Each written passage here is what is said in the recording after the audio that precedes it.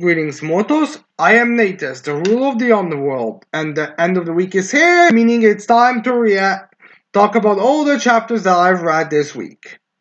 Or the very least, all the ones who got English translations, because Raws are all over the place in terms of getting translated. So yeah, anyways, we will start this week off with Shy, chapter 118, titled The Country of My Dreams. Oh, I'm not gonna lie, the Italian translations of Shaw made me think it was gonna be something like My Friend's Dreams or something, because I think, but because it wrote pals, but the title kind of shocked me about when I read it, because I thought it was like a weird thing. But regardless, let's get into this chapter, go through this chapter. So, we start this off we cut to a graveyard with a burger joint, which we find out is Khufu's Burgerland Neverland, where she has a bunch of burgers and all that type of stuff, and it's kind of like just, a funny setting thing to have. Like, you have these main villains, especially Roos, who's kind of like sitting there intimidated, like, But then they're like just in a burger joint as Khufu is giving them giving them suggestions for burgers. I feel like this is meant to remind everyone that these villains are just kids at the end of the day, but yeah, we have them there. Now, the characters that we have present with Khufu and her burger joint, we have Tomo, Ruse, and Sakire, and Khufu, obviously. There's also someone else that we'll get to. So they're all present there, and they even have a little bit of a talk about where everyone is, because if, Khufu, I guess, arranged this meeting, so where's everyone? As we just get kind of like, I guess, remind us where everyone is so we will not be confused. As Khufu says, what was his name? Sik or something, the water guy, who was, in Shai's place. Then we had that fight, then we have Kuabas and Holy going there. All these things are what we've already got. And the thing we do find out that's interesting is the fact that we find out Thumpin went back to his place, the little shack that he keeps to himself in. So yeah, we basically get that information here, and just kind of remind us where it is for the next portion of the story a bit. It's not a big thing, but it's nice to get kind of confirmation this is all taking place about around the same time period. So yeah. Anyways, the reason why Khufu set this place off is the fact that she wants to know what kind of worlds they'll make, because we finally have this country where there's gonna be a bunch of like, I guess, places for us, or kingdoms. I want to say kingdoms since a lot of them I think do have that kind of vibe to themselves. At least look in the Raws, what kind of domains they will have and all that. So she kind of I want to see what they are. I mean, they knew what kind of theming they have. It's what they announce at the start of every meeting, but just knowing what exactly you're doing. As then we have Ru saying, well, I will start, but that's kind of a joke where he wants to start his talk, and he wants to be very fancy about it, but then everyone can just interrupts him, or, barely wants to be paying attention to him. And we have Sakia just jumping in at Ruth's statements. She's like, I want to make a place for arrows, which kind of confuses Kufu a bit, because like, arrows? As Sika explained that she basically was referring to, I think, the Greek goddess of love, where her country is going to be a place where it doesn't matter your age, your skin color, your anything, because everyone there is gonna find a lover. Even you, which is kind of a fourth wall breaking joke where it's like, you, and there's like a big behind her, like a statement, you. So it's a questionable kingdom, and makes me kind of wonder of exactly what Sakira is, because because she straight up says, not only does she say it does not gonna matter your race, it's also like it does not gonna matter your age, which I don't know if Sakira knows this. I mean, she might be too dumb to know this, but people do not go. The reason why children do not do love in your sense, is because they are fucking children. So I don't think people being off because of someone's age is really a problem with those people. That's a acceptable boundary, if you get my Jeff. It would actually be illegal, and rightfully so, if you would want to go with a kid. There's even like a funny little comment among this where someone's like, she wants to make the Epstein Island into an actual country, which is kind of true. I mean, we don't get anything creepy from what my memory serves me, but it does kind of make you question, is Sakura someone that's suffering from a, I don't know what it's called, but it's like one of those things where you look a lot younger than you actually look like. You're like, let's say you're 30, but you look like you're an 11-year-old, which makes me wonder if Sakura is that? Is that where problems come from?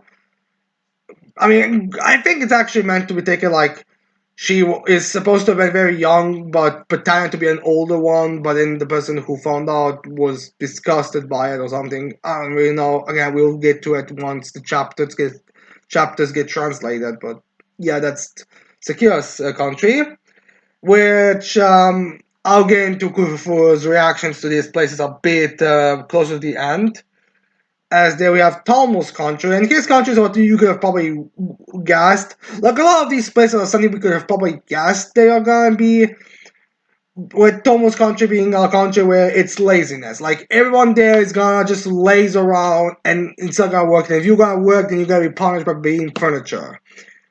So it's a country that cannot exist, which makes me think this hints at Tomo being the older Sayama's Amaru members, because I would say an issue like I don't want to work I don't want to work 8 hours a day, 8 hours a day for five times or 6 times a week. It's too much. I just want to laze around. Feels like more of a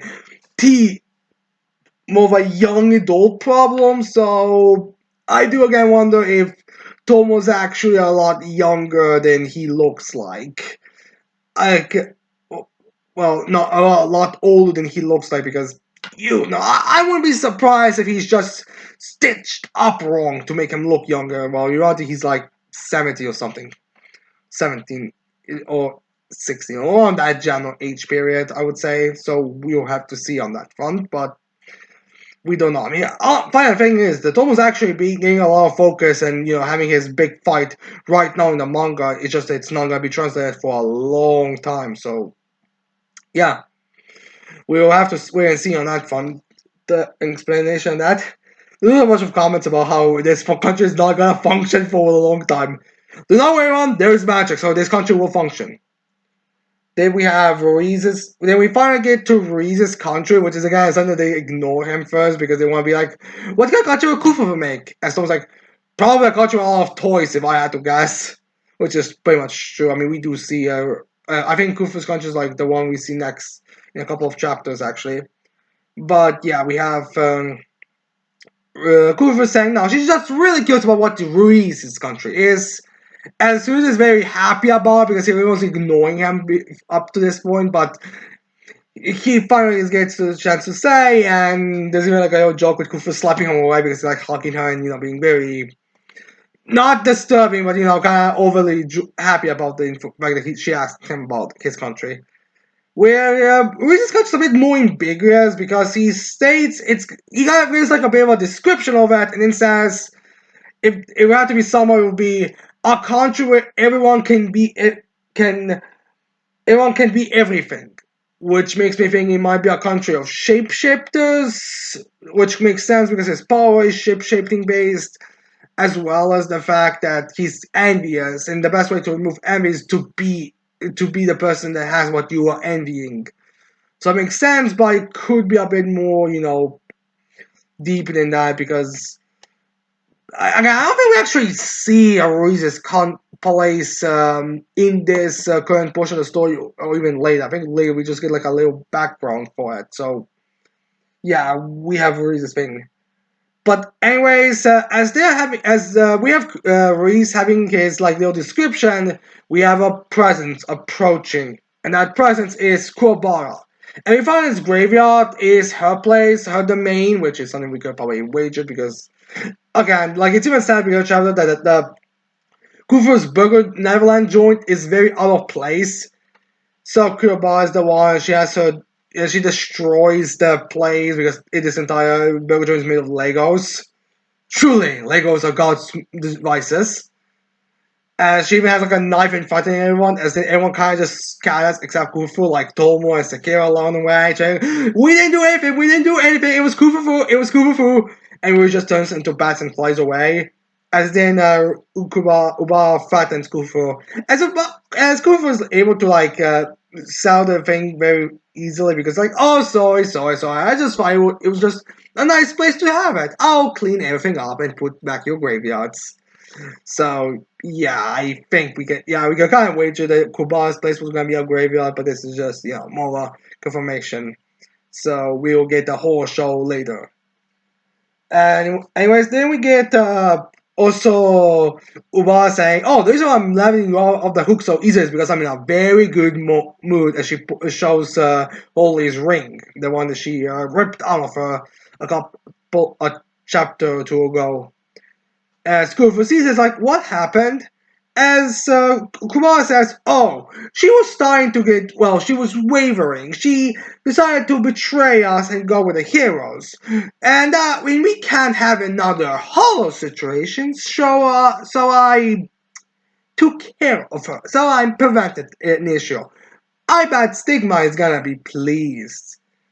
And she also threatens, Uba also threatens Kufufu here with saying, I'll do the same to you. So, yeah, Uba is very much not exactly the same kind of friend as the other ones are. Like, I mean, granted, the friendship between the Amarimu members is kind of all over the place, but Uba is even worse than the rest because, like, she will actively kill about any kind of issue. Like, it was kind of always shown with how she was, like, nonchalant about killing Holy, but this is just kind of cementing it even more. So, yeah. Anyways, after Uba leaves and Kufu starts cleaning everything up, like she puts the bricks of the buildings into a box, they shrink. It's time to put the grave stones back up. We have a mascot showing up that we do see in the beginning of the chapter, as this mascot that Kufu created for her Burgerland. She is like, I'll help you. And she also has like a few things, like she was picking them up and bringing them to the box. And Scooby says, mascots are not supposed to talk, as this mascot says, she apologizes and reveals that it's Spirit, like what we could have wagered. Basically, Kufu just made her mommy into a mascot. I am not surprised by it. As then, Kufu kind of like thinks about stuff a bit. She's like, I wonder what kind of place Holly would make. Probably a nice place where everyone would laugh and everything would be glowing, right? As we find out that Grover seems to, I wouldn't say that she's like doubting it, but she's questioning it if this is really for the best kind of deal. Because her reactions to everyone's place beforehand was kind of like, oh, I guess a country of love would be very nice. Everyone laugh, huh? I wonder if I could get it because this is just my favorite. But I think Oof is actually is even younger than the characters amongst the Mario who ranks are. Like they're already very young characters, or at least a good chunk of them seem to be children. But Grover seems to be even younger than them. Like sort of a Gush Girl Magical Girl situation where most of the main cast are 14-year-olds, but then you have Alice who's 9 years old, so I kind of feel like there might be a similar situation with Kufu here where she's actually even younger than they are, like 8, 9. That's kind of the age that Kufu is at. So she's kind of like not starting about, she doesn't quite understand love. And Tomo's conscious kind of the same thing, where she's like, I guess I don't like work either. Here she's kind of like, this is well, she's kind of starting to lose it a bit. Like it's kind of like very like Cooper makes really like good disturbing faces. Like she's very happy and cheery, but when it comes to being disturbed, she is really good on that side. And she also threatens Spirit talent, more like very threatens Spirit, but it's more like, oh, if you disobey me, you're going back in the box. Also, do not lose Strata's ring because we find out that Kufu, that that Spirit has Tsueto's ring on her underneath the glove, and she is like, got it. Spirit doesn't really like go argue or anything. It's kind of hard to say if she's like being somewhat mentally manipulated or not, because she does look a bit younger than she usually does. But that could just be, the art style would change or something. But regardless, Spirit's kind of doing what Kufa tells her. I imagine it's like one of those things where it will be best if Kufa finds out the messed up things on her own, which is kind of where this is going, with Kufa being like, she's kind of showing the questionable, so maybe now Spirit's basically like, oh, I'm gonna leave it up to you. I'll just take care of you, I'll just help you with everything, because anyone with logical sense would probably be able to tell how messed up these worlds actually are when you sit down and think about it. I mean, a country where you can love, and full activities included, with anyone with no real repercussions, aka she literally says, Jessica says, age does not matter. So, yeah, and Tomo's lazy country, like, these are really messed up worlds.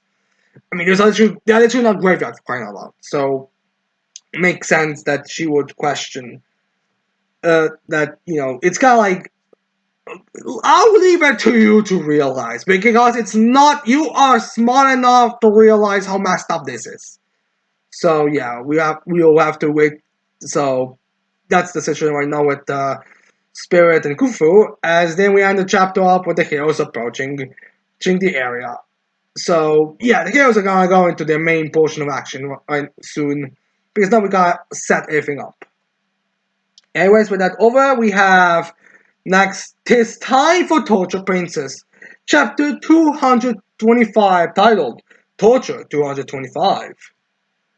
So this chapter is a very simple chapter that focuses on the Cal Lord's family, where he reacts to the new news that the bus stops or the bus transport is gonna be over soon. So you have to find a new way to get to a place. So basically, like, I believe it said like there's like a big event, like a holiday or something, and then after that holiday there's not gonna be any buses until the end of the year, and after that year ends, uh, the Mo-Chan will have to find new transport, as the Hallowed remembers this and realizes this, and he's like, it's shocked because he remembers the first time like he did this where he walked Momo-chan to the place, and like one time when he was about to be late, so he rushed speed her to Momo-chan to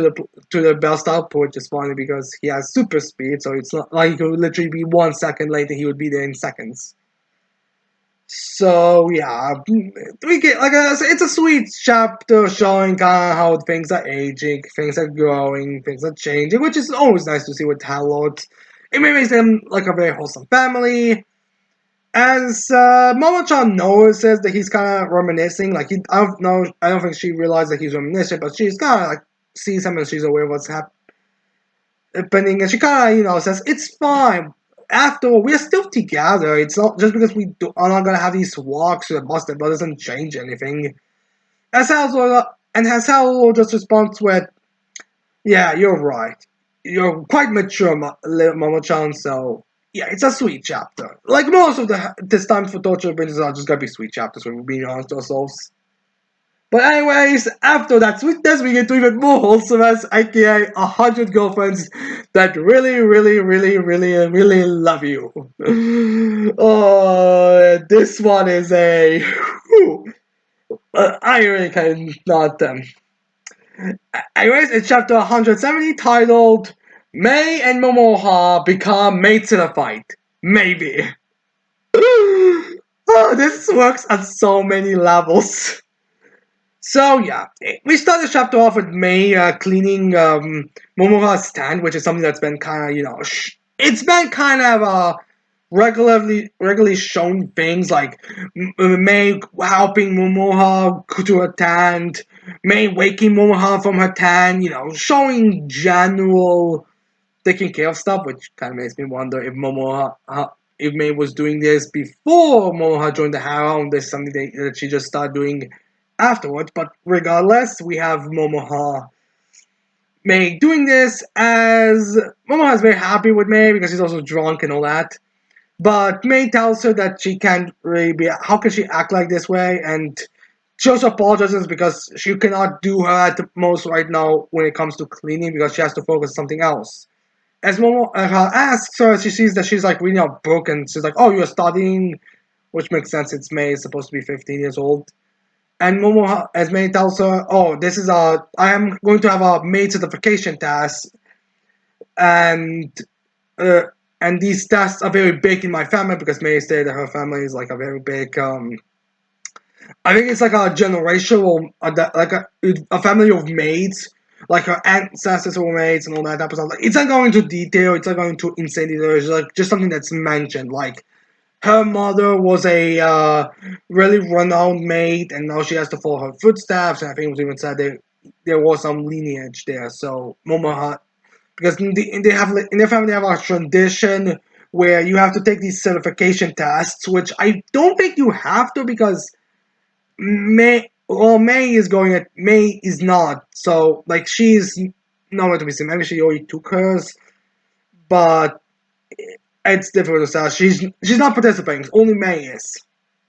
I swear, I have to. There has to be a different way for these two names to be said. Right? It's not just like a different. These two do not. Then like I know they are spelled different, but they have to have a different name, right? But regardless, May has to participate and focus on that. And she also says that if she doesn't succeed, then she'll be punished by needing to go back to the family for 1 year until the next task to be certified again. Uemura says, "Oh no, if you do that, you're not gonna be able to be with anyone in Rentaru-kun." And May's like, "I don't care about Rentaru. Only thing I care about is my sister." So yeah, we got tsundere, all things, and yeah. So we have, and Momo's like, "Oh, don't worry, I'll come along to support you. After all, I know you're very capable, so it'll be nice." Cause with the entire family isn't coming to participate in the cheering, but whatever. Maybe it's gonna be in a cover story. Like, there's a lot of extra pages from this chapter when you really think about it. But yeah, anyways, when May is going to, I guess, finish up the form that she's gonna participate in it, she sees that there's also a bunny waitress certification that's happening at the same time, and she sees that and she thinks of her sister in a bunny maid, how she would be happy about seeing that, which causes her to accidentally sign it wrong. Like she answers the bunny waitress certification. And that's the one she gives. I guess she didn't even look a second time to confirm it, or even looked a bit to make sure everything's there. But yeah, she got herself a wrong certification. And when she, Momoha, and May's mother are all there, there's like this kind of scene where it's supposed to make kind of like the classic things go one way. Like, oh, if it's going well, but then you're like, but boom, it's actually the opposite because because she has like this because May has like this very dramatic. If you excuse me now, mistress, I have to go to get ready for my maid certification. Someone's like, oh, I was worried about how you're gonna go through with it with your life because how clumsy you are, but I see that you've truly grown. And she goes there and it's revealed that she got the vibe, which is a uniform. As this is like one of those Rento being nervous pages where where both Momoha and May are both extremely nervous, like what is going on? As May's mom is like, I have no idea how this happened, but I think we can all agree that you are coming back to the family. But luckily for May, Momoha is there to reason with May's mom, be like, wait. Bonnie waitresses may not be exactly like maids, but technically they do a lot of same activities. They do a lot of the same work. Essentially, it's just maids, but with more implicit fan service. So the best course would be for. So why not we don't just say, all right, this year you have to be a bunny waitress, and if you get certified, then you have to be waiting until next year to be certified to be a proper mate. Which makes me wonder if we're actually going to get this because, the 100 Girlfriends manga does not really do time well or at all. So, Momoha's reason convinces May's mom to be like, I suppose your proposition is acceptable. As well as they have this talk, two of the employees, they are like, oh, we have an extra bunny girl waitress outfit. Oh, what can we do? I suppose there's no one that's gonna show up in the last second to take it. As they overheard this, and Momo has to be like, I'll take it, and she also is in a made bunny waitress outfit, as for all of our viewers' pleasure. Thank you. Right of no aren't your girlfriends? Thank you. As maybe questions may Moha, why are you participating? As well as the reason is this. This is her logic. Answer fan. They don't even have like a Eden Zero fourth floor bacon. It's just for the service. It's literally Moa actually does have an explanation why. So that because I saw a lot of movies with bunny waitresses in it. I will also say that she probably has many places with bunny waitresses are common. I know more or less how bunny waitresses operate, so I could help you by at least telling you what you have to do in certain situations. Which all things considered, I don't think it's that much of an issue. What they have to do. So, so we start first off with a posing page, which is just there for fan service. It's kind of like Mimi and Ayo. Why am I not making her name? Ayo kind of like doing the poses for the beauty contest they had a couple of chapters ago. So we have them, Momo is kind of like doing this. As May kind of tries to act like cutesy, but she kind of all embarrassed about it. But Momo is like, yeah, yeah, yeah. It's kind of like, dancing around with her, being like, double the sex appeal. But unfortunately, because of May being the clumsy maid that she is, everything she does, she ends up being clumsy about. So, like, she has the poses, but then she trips over her own feet, probably, and falls to the ground. She tries to wake cater, but she trips. Like, she just trips, and trips. As Momoha is like, I don't care. She serves me well. It's perfectly fine the way she does it.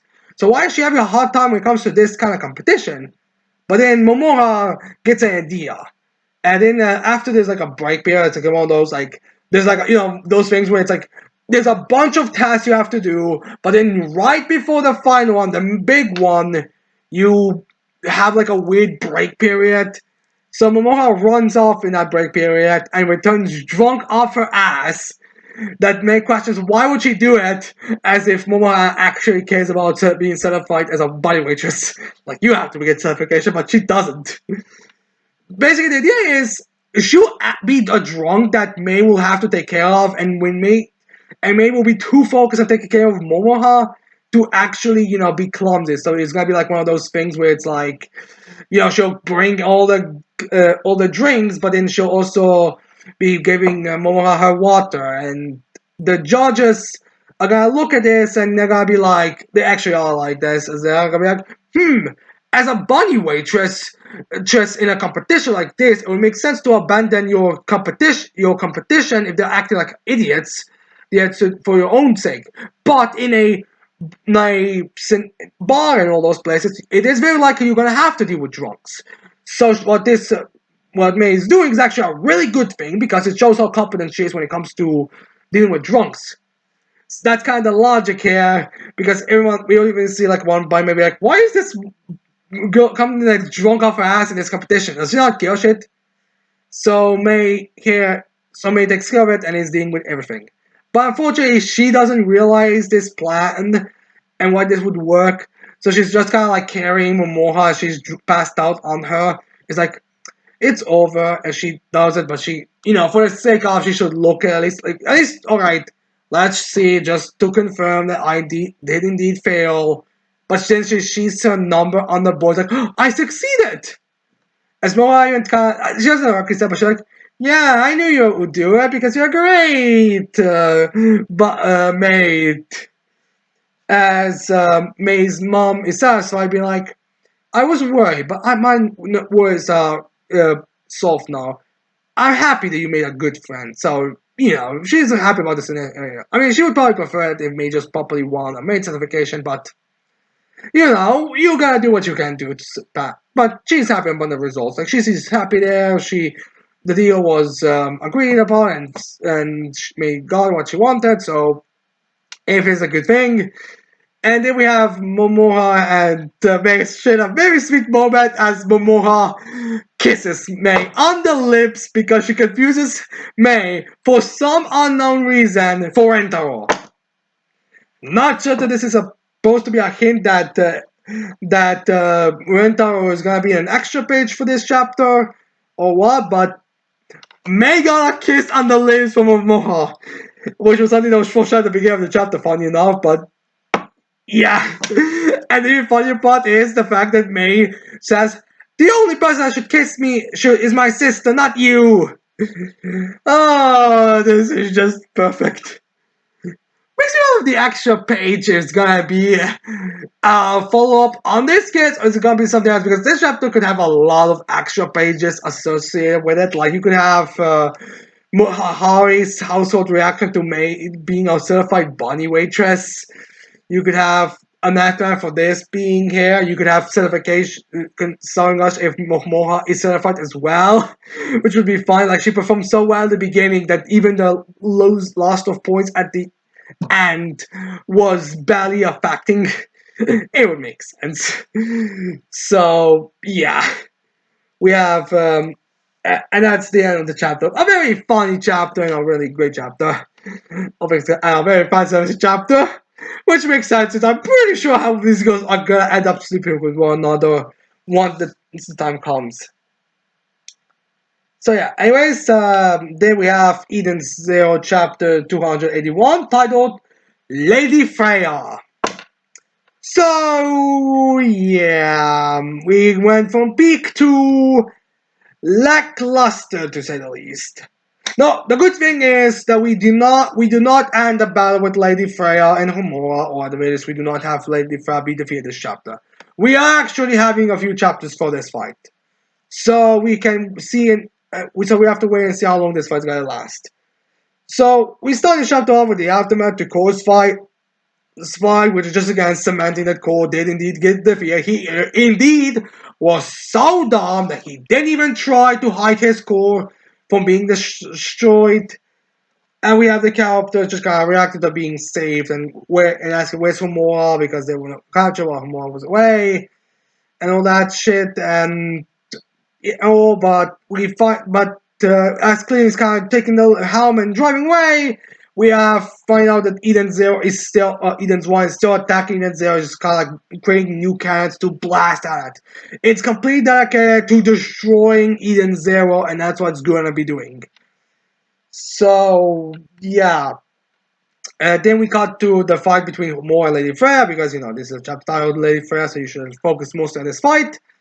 As we have the two having, a pretty nice choreography with a butt-naked Homura, which is kind of funny, because in the last chapter, we ended up with this, build-up where Homura's like, oh, you managed to cut my clothes off without me even realizing it! I thought I'd grown, but I haven't! Yet, now you're able to clash with Freya pretty, good, well, even in base form.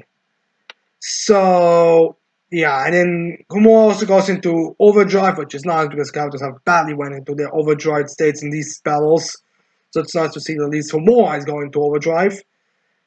As Lady Homura asks why is Eden's one still attacking? It sent you people there, so why is it attacking with so much force?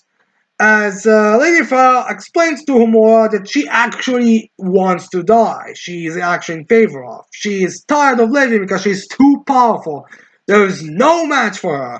I want to die because no one can beat me, which, it's simplistic, but whatever. I guess when you're peak fight combatant, you kind of have to find other ways to die, and that's kind of the reason why. I'm assuming Cole was sent over because he has his regeneration, so maybe the idea was, the ship would be destroyed before I would, without me even getting, but I would survive because my regeneration or something like that, which is funny because Because how easily his core was destroyed and all that because of like he had no protection at all. Seriously, what's with these third generation guys not even trying to hide their source of main regeneration? I mean, this Miyazaga from was it Miyazaga? Well, at least that guy from One Punch Man season one who had regeneration. At least he kept the orbs moving around his body so they would not be destroyed. But Cole didn't even do anything like that. So yeah. Kumura responds to Lady Freya's desire to die as like, if you want to die, then don't associate. Then why do you have to do all this with us? This has nothing to do with us. As we have Lady Freya just kind of going over her history about how she was created to be the perfect weapon. She mastered everything. She managed to accomplish anything and went for years, went around, seeing opponents, beating them, killing them. No, she did all this, but now she's just tired. Which, funny enough, she doesn't act so tired, if you ask me. But regardless, she's relatively energetic, all things considered, for a character who's supposed to be super old and has been killing and beating everyone for a while now. So yeah, no. Another thing that's very obvious, a lot of people are gonna point out is, what about Void? Is she stronger than Void or anything like that? But Lady Freya explains to us the reason why she doesn't want to have a death match with Void is simply because Void's existence for being a will that's tens of thousand years in the future that's coming back here, it's kind of empty. It's like, I mean, it's actually, I don't really understand myself exactly why that would be a problem.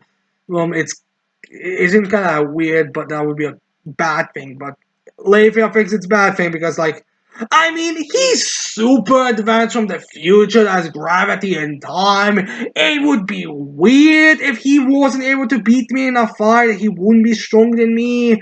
So it's kind of like, why would I really shouldn't be stronger than a being that's not even from this time period.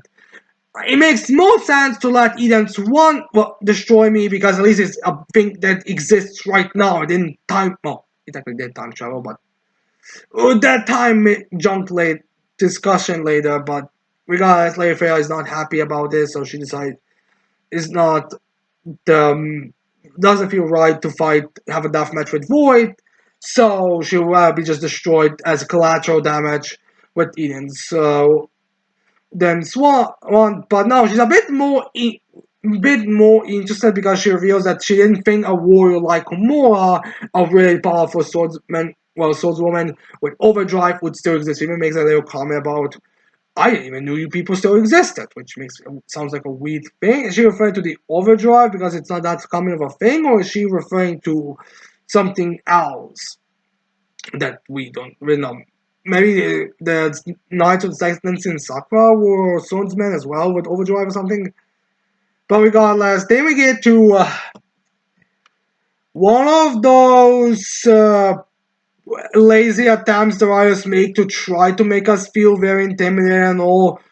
And that is, of course, percentages. Yay. As Sumo, well, Lady Freya reveals that she has like a little scanner that allows her to like read how much of an ether power some people have. So she scans Humora and she reveals that she has like, I think, 26,000 amount of ether. As that's like, that's her scale, and she has like very high. But then Lady Fair looks a bit around her, the shape, and she sees that there is someone with a higher ether scale, which is Valkyrie, which this means that Valkyrie and Homura are the two with highest amount of ether.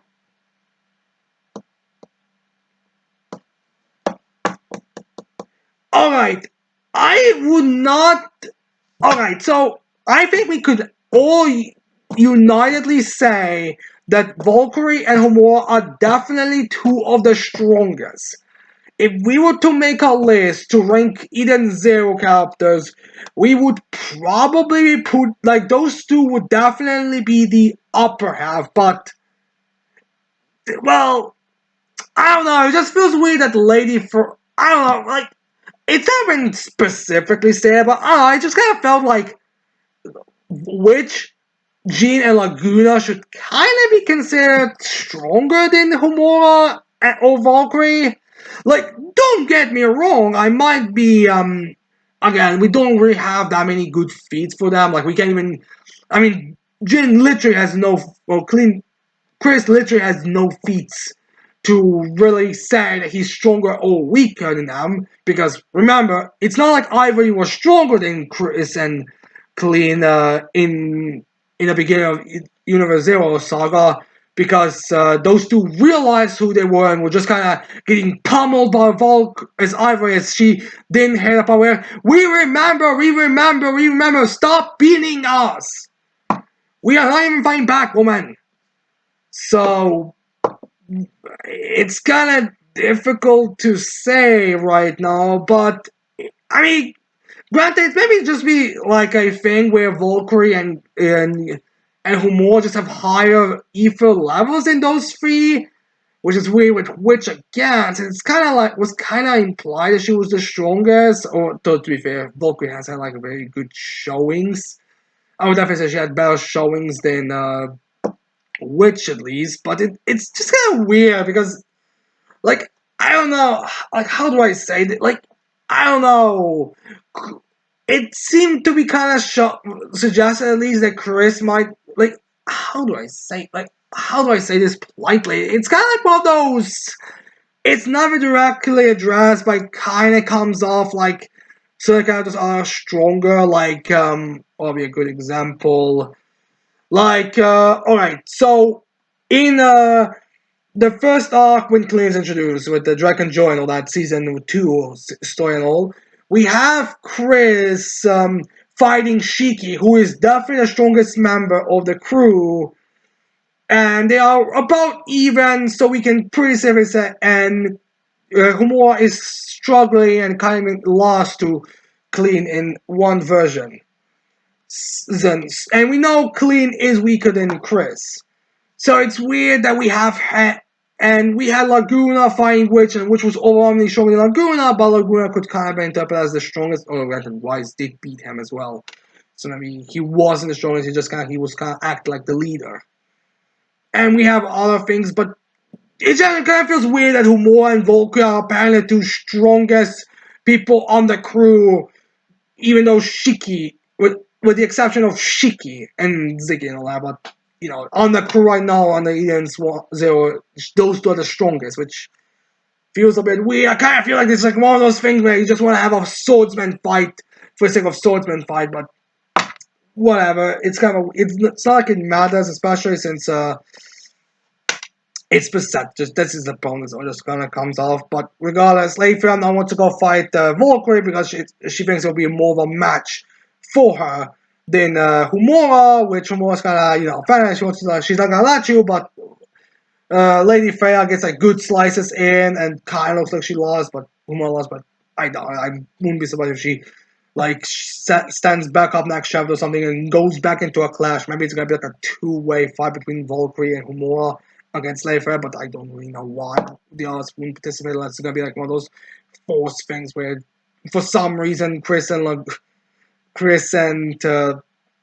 Laguna, and which are all gonna be suddenly weaker than are gonna be now in Universe Zero, all weaker than Valkyrie and Hamura, but we have to wait and see on that front. As we also have Lady Flower ending chapter by revealing that hers is like 75 billion or something, like a very odd higher number than Homura, to just again, percentages like mine is way higher than yours, speed deal. But we'll have to see on that. Lady Flower again needs to kind of prove like this is a good chapter, but considering how Eden Zero has been going along for right now, it's kind of difficult to take it seriously how much of a danger there actually is. But we'll have to wait and see on that front how Lady Freya gets resolved. It'll be kind of funny though if it is actually Clean who beats Lady Freya. I mean, I don't know why. I just feel like it'll be like a very funny thing where Lady Freya wants this badass fight, but then Clean just whoops blades away, as then Valkyrie and Humor just like slice her down because she's disarmed. Because against you're maybe not the strongest swordsman, all, but without a blade against people you acknowledge as great swordsmen, it's kind of like you're not kind of being able to do anything. But regardless, anyways, now we let's go to One Piece chapter 1111, titled "The Sun Shield." It's a chapter based off that ability move that's being used in the chapter. Uncreative, but whatever. So yeah. Anyways, we start this chapter off with Mars, the one that was flying and going towards ICAT, going through the uh, egg dome, the shield thing. Not certain exactly if he used hockey to get past it or if he just went through and while being destroyed, he just regenerated on the other side or whatever. It's kind of very vague. It's just kind of implied situation.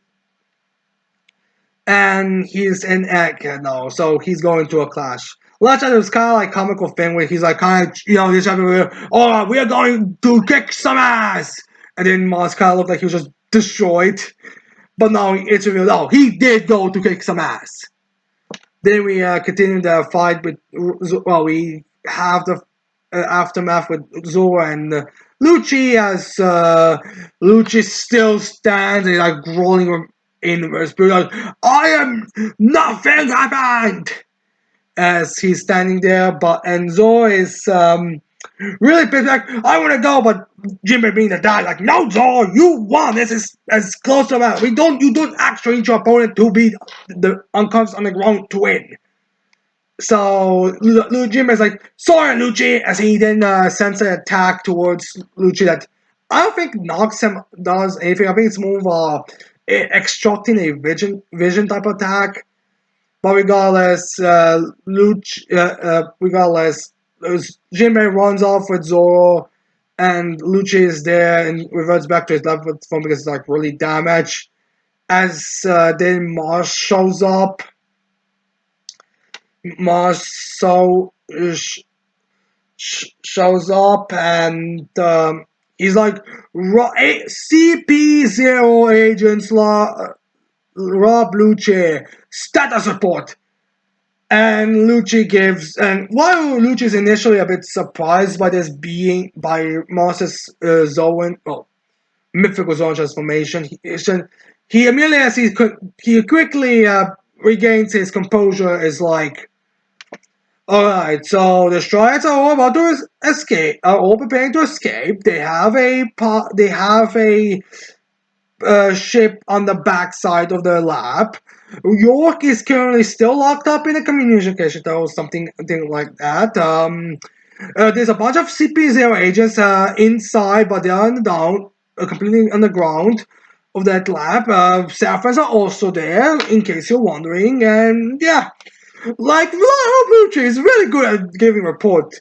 And I was like, good, you said everything. I have to ask you annoyingly to tell me everything. This is all just, I don't know, lay here. I can't do anything else myself. As then Lucci also asks, wait, can I at least ask you to try to spare my partner? He should be there when York is, but I will not want him dying. As Mars says, he's not like, oh, how dare you ask me about what to do? How dare you order God what to do? I will punish you by death. Mars is just kind of like, that will be difficult, since it's not like a god's place to be worrying where one insect is. So Mars just flies off. So yeah, which I don't think we see Lucci's reaction to this, but he's like, oh please, elite gods, please make sure that at least Kaku is not in the area. But yeah, anyways, the Shards are preparing for withdrawal. And the Giants also like with Luffy. It's time for us to withdraw and run away. That's what Sanji said when we encounter him, and it's time to go. Like, there's no real reason for anyone to stay there when it comes to like survival purposes. Like, yeah, there is the whole Vegapug's message, but how much the rest would really care is up in the air. Like, I mean, maybe Robin wanna listen to it, but Robin is currently unconscious, and I'm assuming maybe um actually, again, it's kind of difficult to say if anyone who is alive of the Vegapunks is even aware now, because we only see Shaka, we only see Pythagoras, we only see Vegapunks. We can at least, and we don't see Atlas, Lilith, um, what's the what's the little one's name? What's the little flying one? We don't see any of them there. So we know York didn't know, but the rest don't seem to be aware either. So we have that to worry ourselves with. But it doesn't.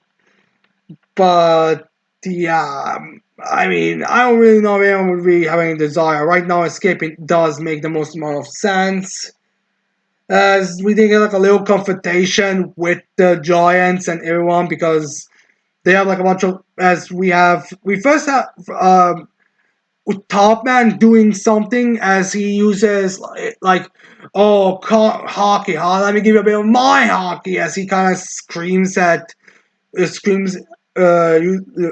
uses I guess probably advanced conquerors hockey that sends towards the giants and Dora and Muggy block it, but Luffy's body kind of gets like blessed away, and he get like flying jump with his scars and eyes and everything like going away.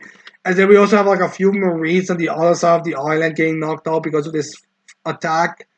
So it's a little bit, so it's a very high level attack. And this is the thing, throughout this chapter, a lot of people talk about how the ghost says hockey feels weird, and it was even in the last couple of chapters. Like, generally speak about how weird the hockey from the ghost say is, which makes me kind of wonder if it's something different to what it should be. Not saying that the ghost say I'm not using hockey, but something like they have to have something weird about their hockey. The constant mention, it's not because usually captors mention about like how high level or how powerful it is, but this is like one of those things where it's like unreal, like something strange. I mean, they do mention some kind of scaling, like it's such a high amount, but we don't really.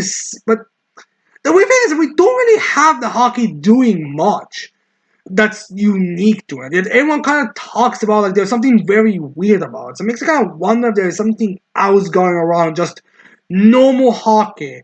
Maybe it's kind of like similar to how the devil fruits seem to be kind of weird, where they don't even when they got their names, they didn't even have like mythical Zoe and horse fruits, model bones horse, or mythical Zoe and worm fruit sandworm. Maybe it's something like that where I have a theory that their Dow fruits are actually their first essence. Like these are the first time. These are like the first users. This is the first time the sun with a sandworm has existed. Like Jupiter is the start of the sandworm Dow fruit. So maybe the first people who have Dow fruit, because remember, beginning of this arc, especially now where the anime is going, is where they mention more about the fruits and how they're the wills of people or desires of people manifested in powers. Makes me wonder this if the Gosei are like the first people who have these abilities. There was no sandworm user, no bone horse user, no whatever mythical bird the moss is. These are all first generation. These are like all first. So it makes me wonder this like the same thing. Like maybe the birth of Dara fruits is also connected to the hockey. So it's like one of those things where the two are more mixed together than a normal person is. But that's just my theory on the Dara fruit because I feel like there might be some connection. It's their Dara fruits are weird, and as well as the fact that hockey is taught how weird it is. So makes me kind of wonder if this is connected. But anyways, after that clash, Topman goes for a slam down, and Doran used Sun Shield to block it and send him away. Saturn blasts with poison. Luffy chucks it back at them in a Tom and Jerry skit as the guys get hit and blow up, but then Luffy tells them that for whatever reason they can keep attacking, keep continuing, I'm going to assume that Luffy has used Advanced Conqueror's Haki, so we can rule out that, because unlike with Kiza, which could be somewhat debated on how serious Luffy was taking it, I feel like Luffy would use Advanced Conqueror's Haki right now, because it doesn't make sense that he wouldn't. Like there's only so much you can have characters ignore Advanced Conqueror's Haki until you kind of question, alright, you kind of making things harder for yourselves. So I'm assuming that Luffy did use Advanced Conqueror's Haki on the goal set, it's just not working. So yeah, anyways, then we have a little like a bit of a wrap up to like set things up for the next couple of for after the break part, because now we're having like a 3 week break for One Piece, which after this week is gonna be 2 more weeks until the next chapter. And I also actually another thing, I also remember hearing something about it being like a golden week or some kind of event after that. After the break, well, the three chapters for the break are over with, so I think it's actually more close to a one entire month break. But regardless, I mean, one Oda deserves it, especially considering the fact this is a grieving period for her for the writer of Dragon Ball. So it makes sense. But anyways, we have like this little wrap ups. We have a couple of vice admirals confronting Bonnie's group as they are going to the giant ship. Not sure how much of a fleshed out fight it's gonna be. I kind of hope we're getting like that battle royale chapter with in the Four Knights of the Apocalypse, where we had the we had Percival and Trishan platoons going up against the Chaos Knights, but I question if that's gonna be the case. It's a full chapter with a bunch of minor characters being beaten the shit off, but we have to wait and see. Then we have an update on York finally, as we have Mars showing up where she is chained up.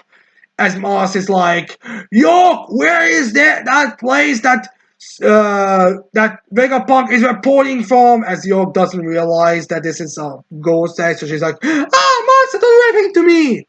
So we have to see if she knows that even. I mean, maybe if Mars shown her where they are, she would know. But if she knows it, it's kind of questionable. Especially if the theory is that this might not actually be on ACAT. Like, there's a theory that this might be somewhere entirely different. They just assume it's the Labos phase, but it's actually something completely different. We have to wait and see if that's true. Oh, it is a transition. Then we cut back to Kizo, who's like, please, I don't want to fight anymore. I just want to rest. Is it something? Don't worry, we'll get your doctor. Quick.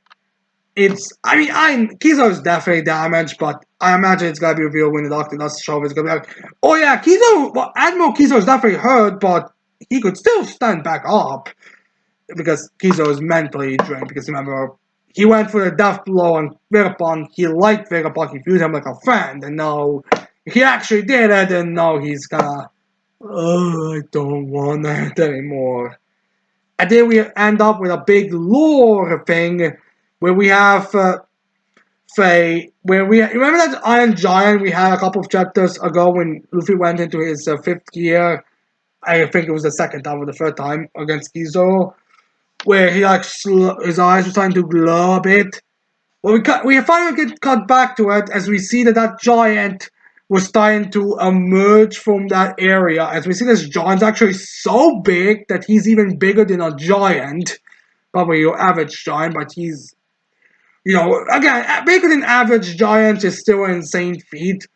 So this Iron Giant is like, I'm sorry, Joy Boy. So, similar to Zunisha, some kind of sin, some kind of mistake that they need to apologize for.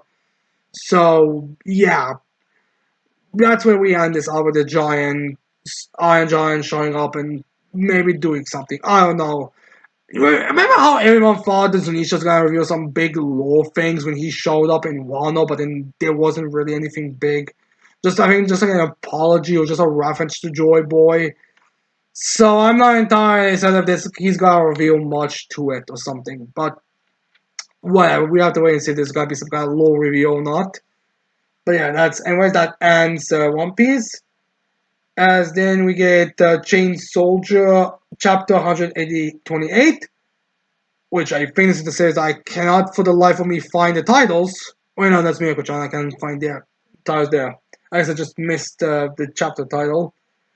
But anyway, this is again like an in-between chapter. I imagine we're gonna have this for a few more chapters. This kind of cool down in-between chapters are gonna just resolve each other. Mostly just there for Yuki to end up having a fun time with one of the captains, as we have, it's time for Vavara to suck the Yuki dick. Ironically enough, there's no sick dick sucking so far.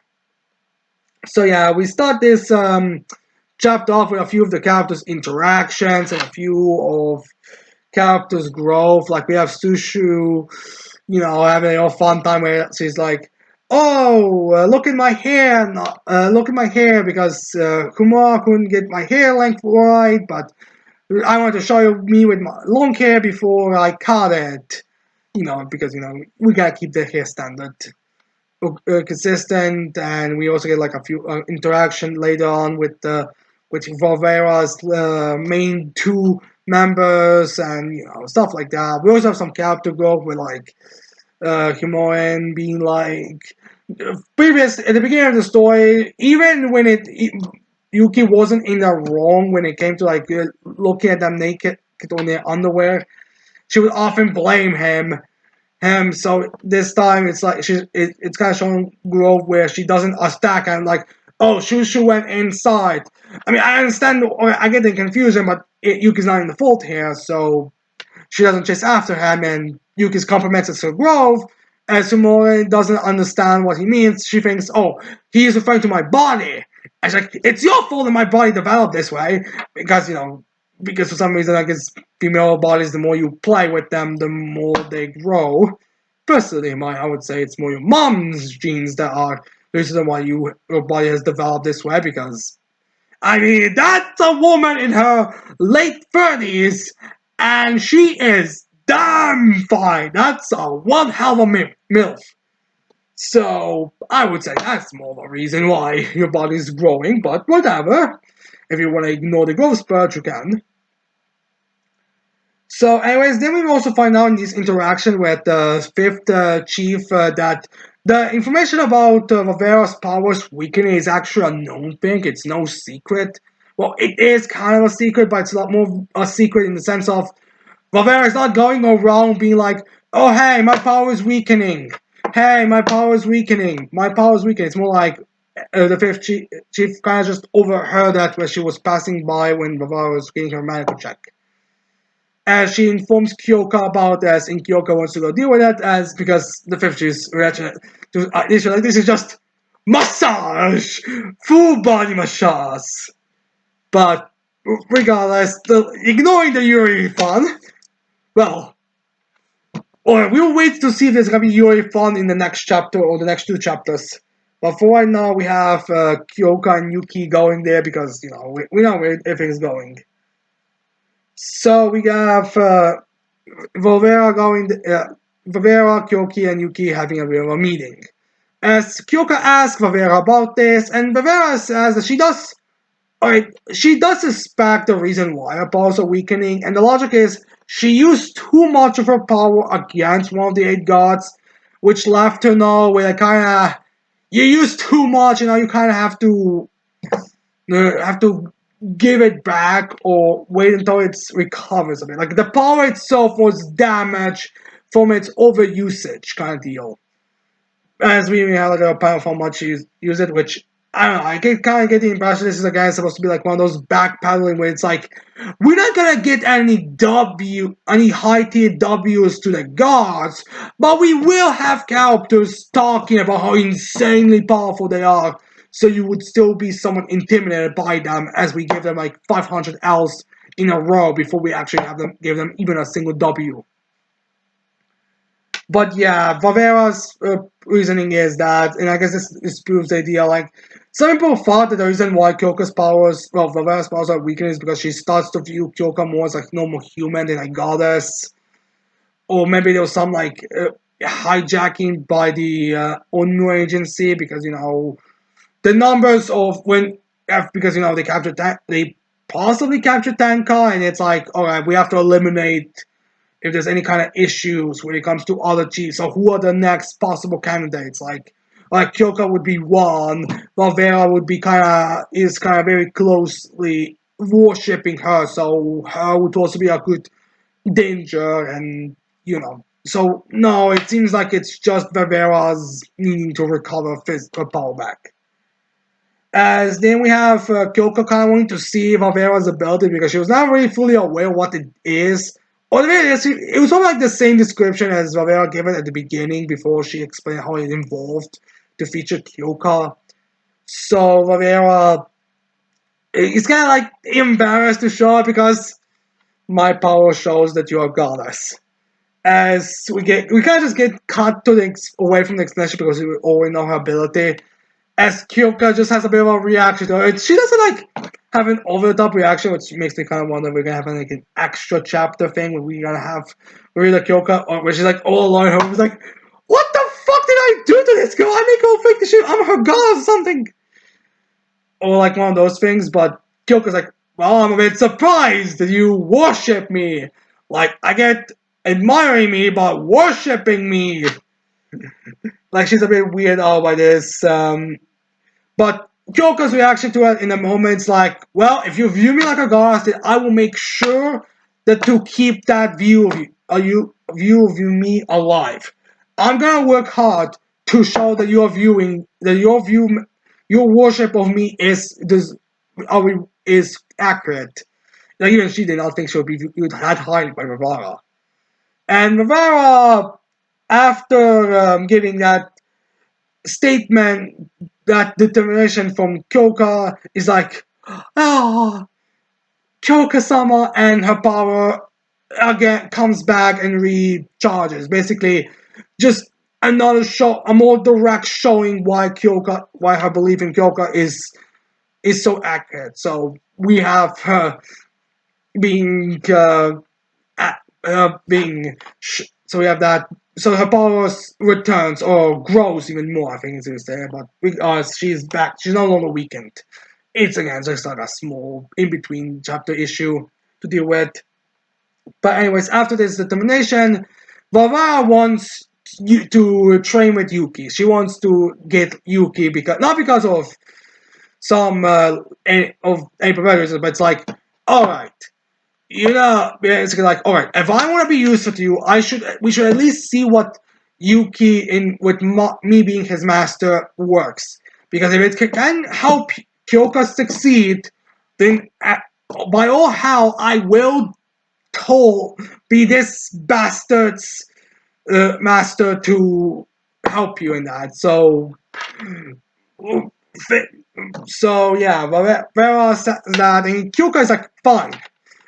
Again, I do feel like we are going to have like a bit of an aftermath reaction from Kyoko. Was like, oh shit, someone who views me like a goddess, because again, she wants to be the chief and all, but I guess it's a bit too much.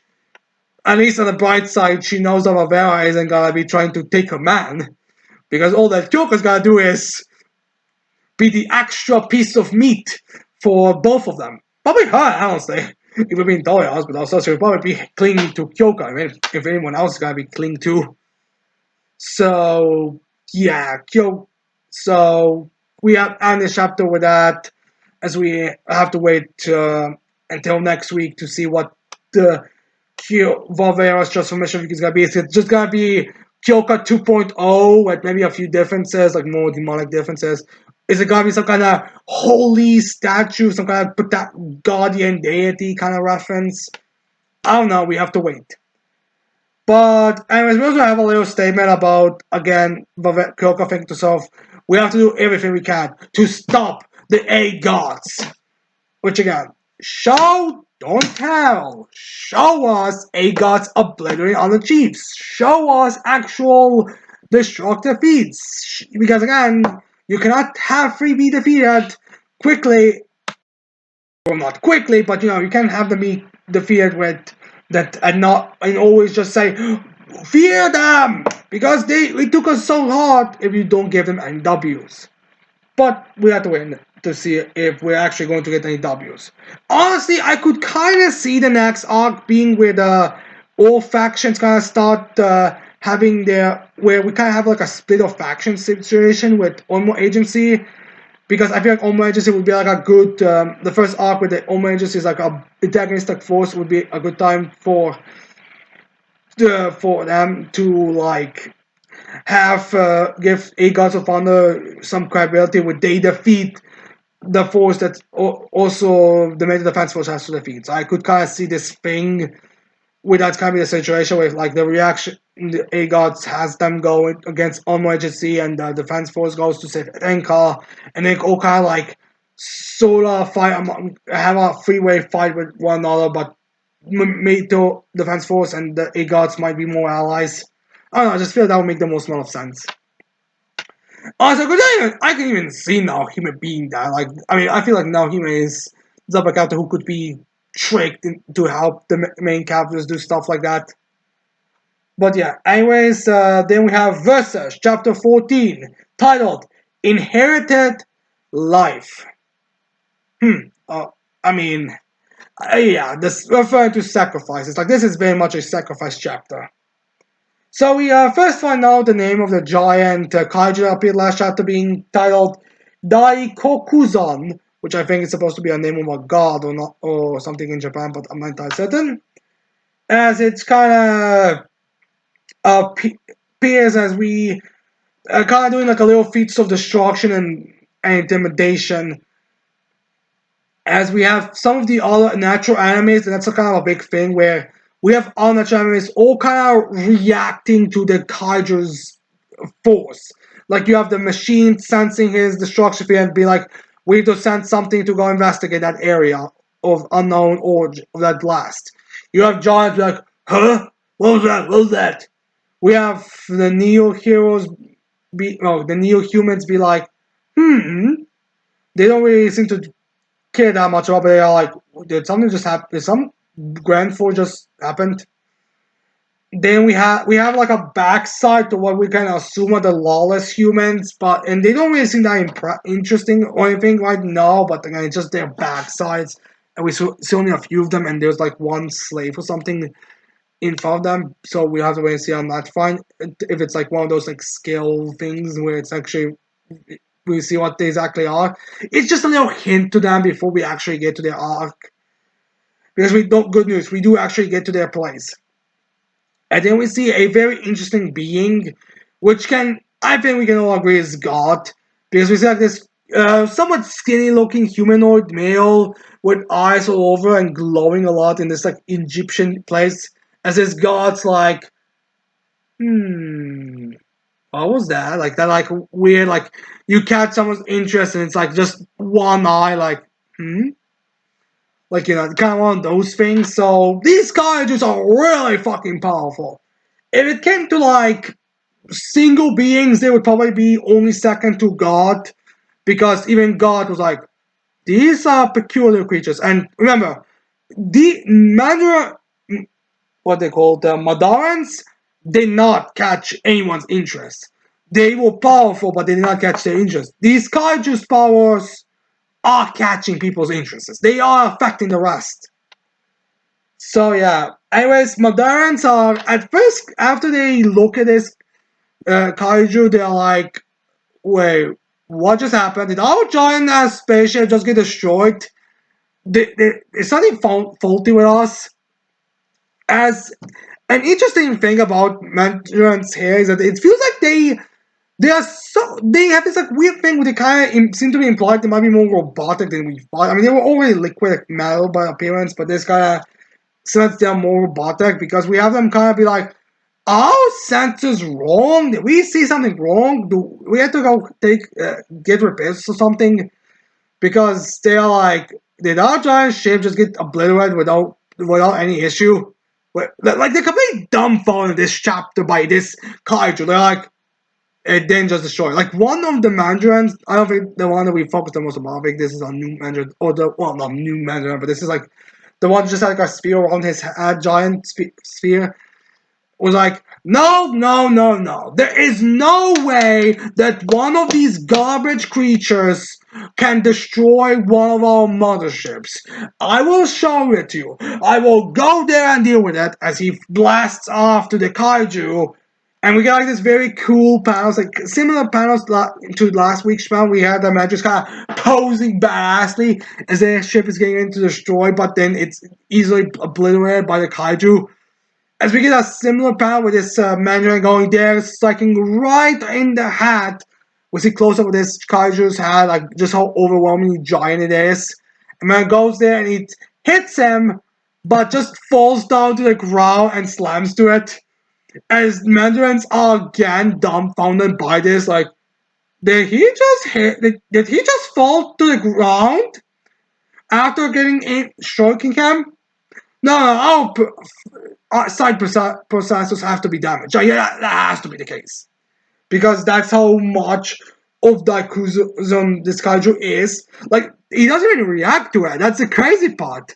That guy went there, struck him, but just fell down from the, I guess, because of how much force he was using that went into nothing.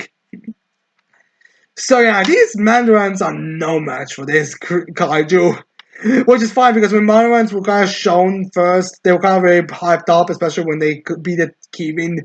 But now these Mandarins are just dumbfounded by them, by this kaiju. Which I do like. One thing that does kind of annoy me is the arrogance of a lot of these creatures. How they don't even consider other ones being stronger or superior to them. But now we have these creatures getting embarrassed and humiliated completely, one-sidedly, so it's very nice. But yeah.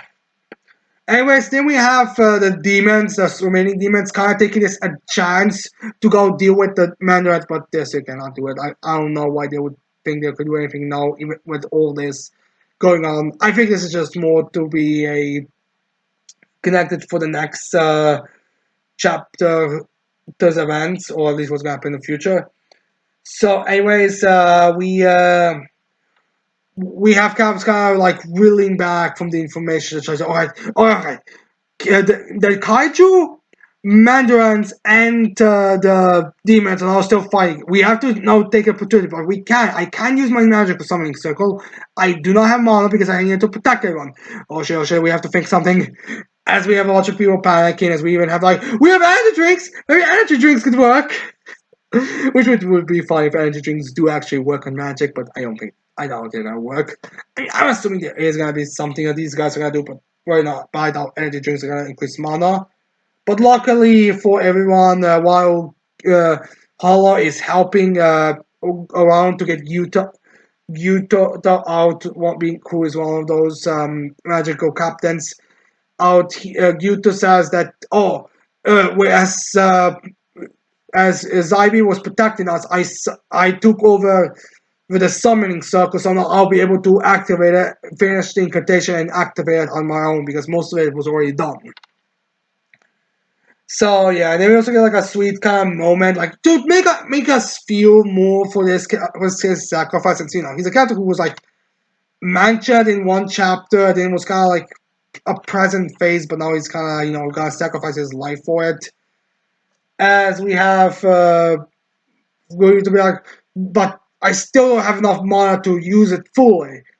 But luckily, I think Ios is his name, right? The friend of Hollow, who's not one of the heroes, who's Fairy, who's Kira, shows up as Kira gives his life force for Gyuto to increase his power so he can use the magical summoning circle and finish it. So, I mean, Bon wants to say, wait, won't you want to see him again? Want to encounter him after he's safe or something? But Kira is like, no. Like, I would, but this is more important. So the magical fairy sacrifices his existence because he's a magical being to Gyuta to give him the power to teleport everyone away. Hollow wants to stop Gyuta, but he realizes that, he sees that Yuta's actually wounded to his belly and his liver part as he's bleeding from it. As we see, like, there's like a shad of rubble that got plunged into him. So Yuta's already not sure of dying. So he's like, I'm already gonna die, Hollow. At this point, I might as well at least give my life for your escape. As Hollow is like, yes, And then he says no. Yuta also tells him, "Go, Hollow, go to the place. I will not be. You're outside the range. So if you don't aren't in the range, you're gonna be teleported. You're not gonna be teleported with everyone." So Hollow runs to it with Palm probably. As everyone's kind of, all right, everyone, Yuta is going to be able to activate the spell, so we can. So yeah, so Hollow is all. So everyone kind of wants to get into this place, but Hollow is out of range, and Parker, the guy from the Giant World, is also out of range. To the point that he doesn't even like try to get to everyone. He just screams, "Go, everyone, go! Forget about me, go!" So Hollow are there. So Parker is completely abandoning the idea of leaving because he knows he can't make it. It'll be pointless. No, they just have to escape as fast as they can. As we then have Hollow just about to be get into the castle, but okay, this is kind of a weird panel where it kind of looks like Hollow is there, but it God gets a second too late.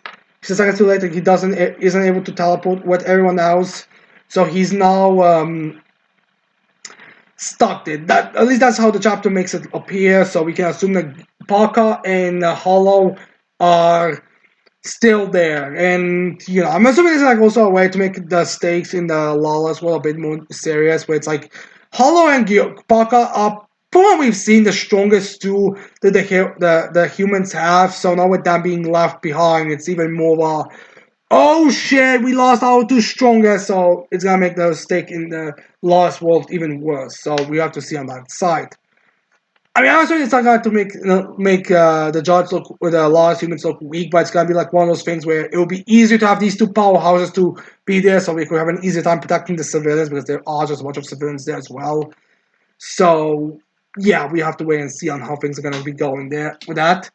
I also feel like we're kind of when we cut back to it, it's going to be revealed that like maybe Hollow, Parker, and Kiva then are also gonna be kind of grouped together with maybe Kiva being like so damaged after the battle with the freeway battle that he cannot regenerate and he doesn't have enough magic, so he's kind of like forced to go with them.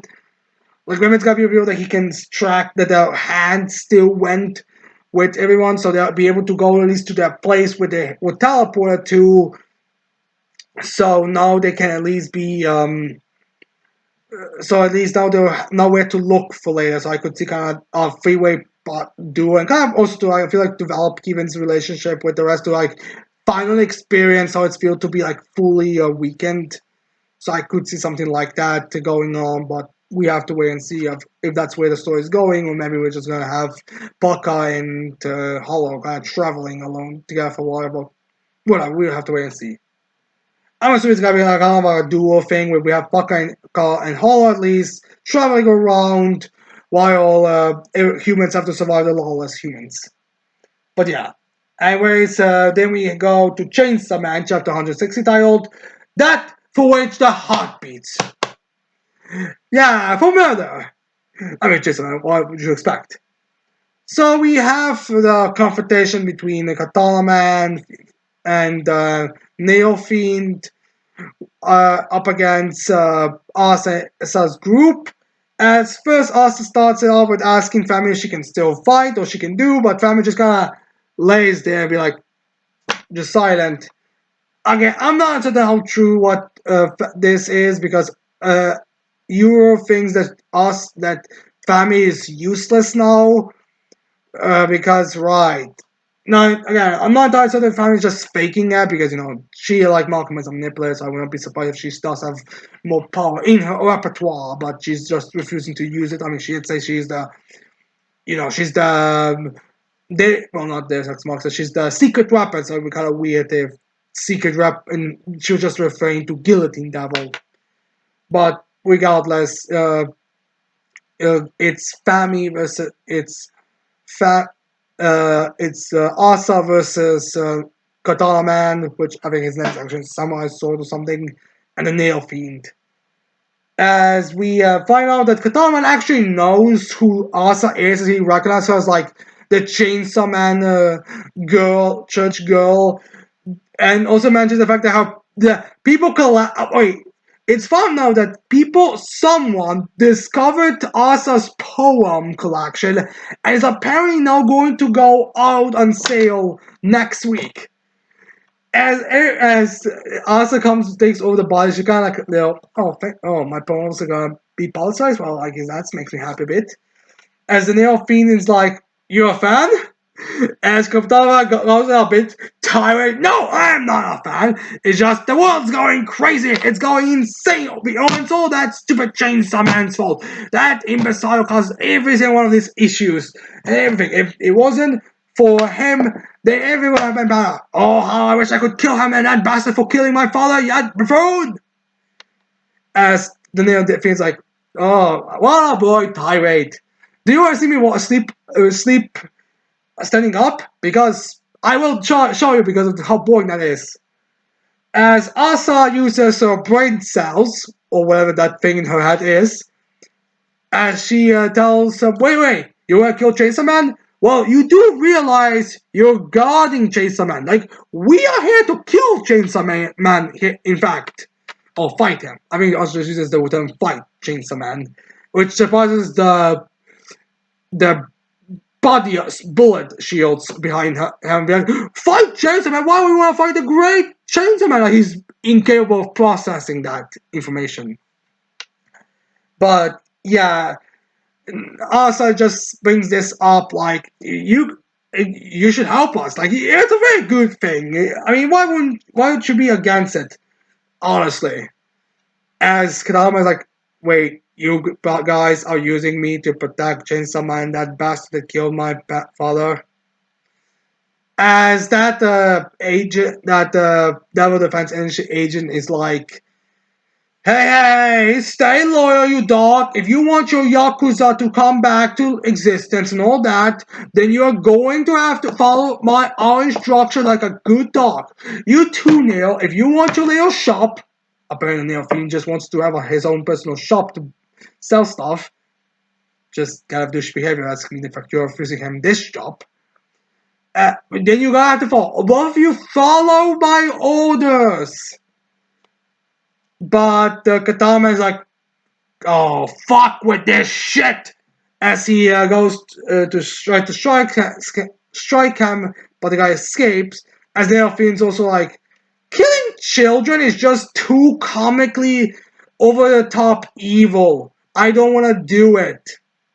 So he just runs. So this guy lost his two main attack forces, as he's like, "Oh, I am not dealing with this. I'm running away and getting for someone who can actually deal with you guys." Which, I don't know if there's a bit of a debate.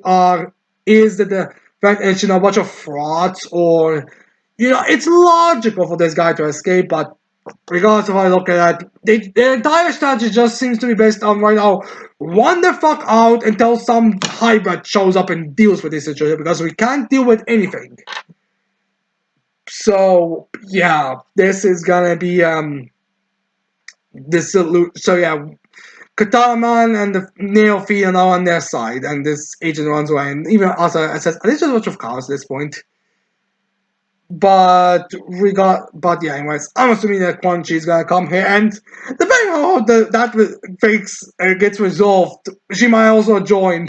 I mean, I do believe it's mentioned that maybe I don't know. I think except for the weapon devils hybrids are kind of more affiliated when it comes to the Four Horsemen, so maybe that's also gonna be a thing. So maybe Quan Chi is also gonna join. Maybe family's gonna be like, we have a bunch of gorgeous female fiends locked up in a basement. We can give them to you as if you work for us. So maybe that's also gonna work with Quan Chi. Who knows, really? But regardless, we have to wait and see on that front. As we also have like us having like a little declaration about defeating Chainsaw Man, because actually, it's pointing to that imbecile behind them who's like, we can't fight the Chainsaw Man because he's such a great being and all. As Ozra says, we will fight Chainsaw Man and kill him because that's why this heart keeps up. This is why this heart keeps it still beats. As Katana Man is like, oh, as expected of a Chainsaw Man woman, you're stealing my lines. The ship is canon in universe at this point. So yeah, a pretty nice little sub version of what we kind of expected. We kind of expected Asa versus these two, but no, it's these two working for. I want to say Asa, but we all know Fami is the one who's running the show. So by some version are working for Fami and now are going to go to prevent Chainsaw Man from being sliced up so they can slice him up. I'm still convinced the nuclear Delphine is gonna be born from Asa. So I feel like there's gonna be some arm slicing before Danji is sliced up. We are saving that Chainsaw Man from being sliced up by slicing him up. Until Crunchy, of course, Crunchy's gonna show up in some days, but regardless. Anyways, now for the final chapter of the week, we have Ruri Dragon Chapter 10. Put it to use.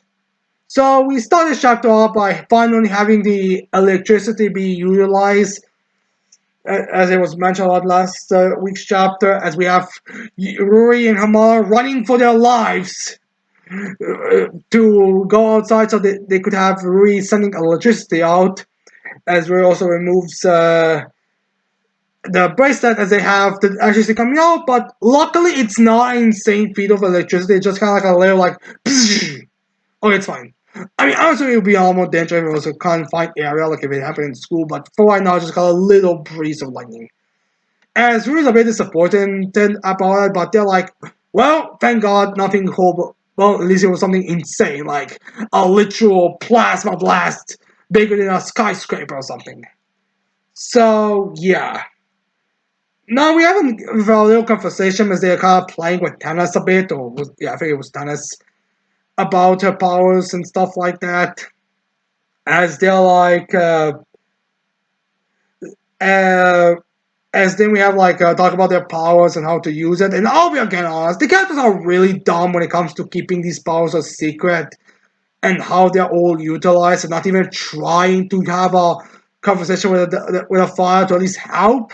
Like, I mean, I don't know if the dragons have the ability to transform, but maybe at least try to get some dragon guidance here, because you do just kind of wing at this point. So I don't exactly know that's a good idea. Well, and how to use it.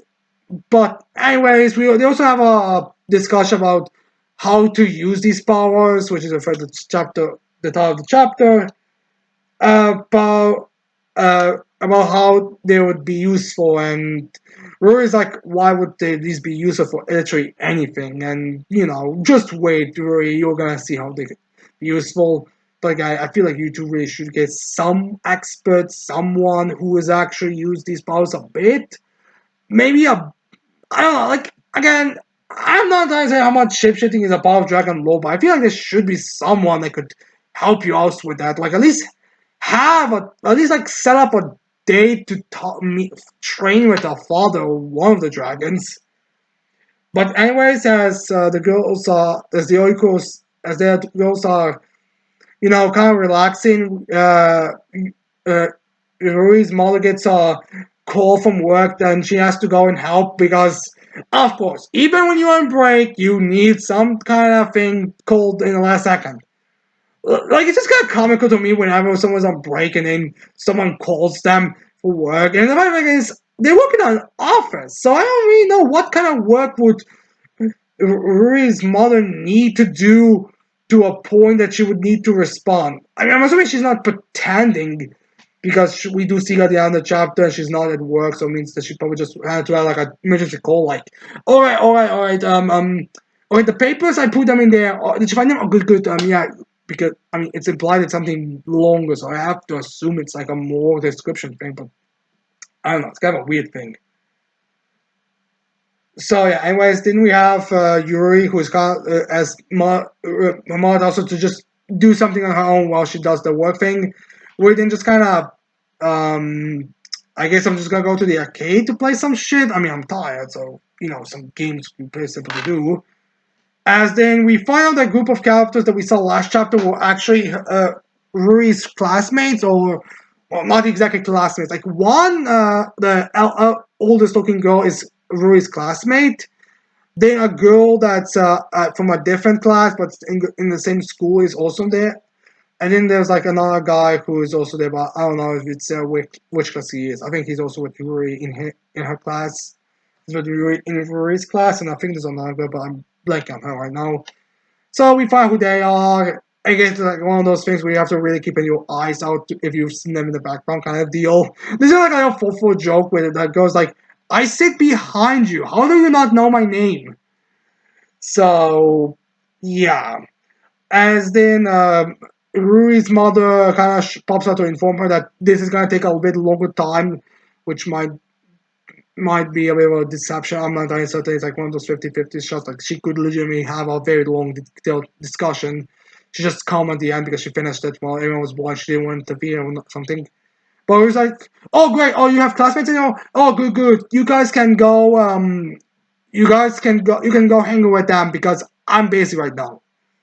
So Ruri and those classmates go to the bowling alley, and Ruri sucks at bowling, probably because she's already physically exhausted, and she has to, stay hold this ball and send force to hit the bowling pins, and they kind of make fun of how bad she is at that, and they kind of talk about her powers and all that, and I'm guessing, are foreshadowing Rui's flight ability because they say, "Oh, can you give me a ride eventually to fly around?"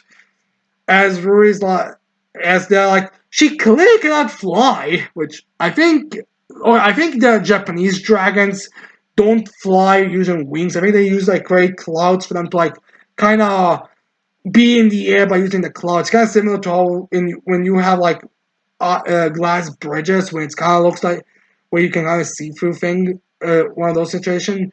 So we would eventually be able to like make clouds to fly. Or who knows? Maybe she is gonna get legitimate dragon wings to fly.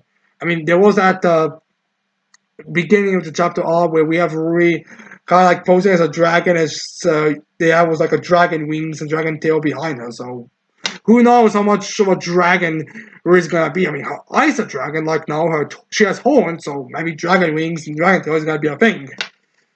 Makes me kind of wonder how big she's gonna grow because dragons are pretty fucking big. So I would not be surprised if a way to make a Ruri dragon look more unique is gonna be like a thing where she's not a humanoid size in the future, but it really is, and she kind of like finds the idea of fun to fly around because this chapter she didn't really know how these powers could be useful, but now she's like, oh, yeah, because flying around would be pretty cool to use my powers and all that for that type of stuff. And Rui's like, fine, I'll give you a ride when I'm, oh no, which is funny considering, what's this implication. I mean, maybe she's thinking about like flying with wings, so she's like, hold him like this and woo, fly around. But yeah, anyways, then we have like a lot of fun interactions. We have like Rito saying, "Oh, so next time you guys are here, just call me for it, so I will not have to be exhausted and all that." And they have like a little joke. Oh, if you want to be here and part of our little group, then you have to at least do a one strike, like, and then they can make like a deal. It's just a jokey deal, like, all right, if you hit the next bill and pants, you'll join our group on that. And Rui's able to do it. She's like super happy, like all those. Yes, I did it. Because she finally managed to hit the bowling pins and knock them all out, so she's happy and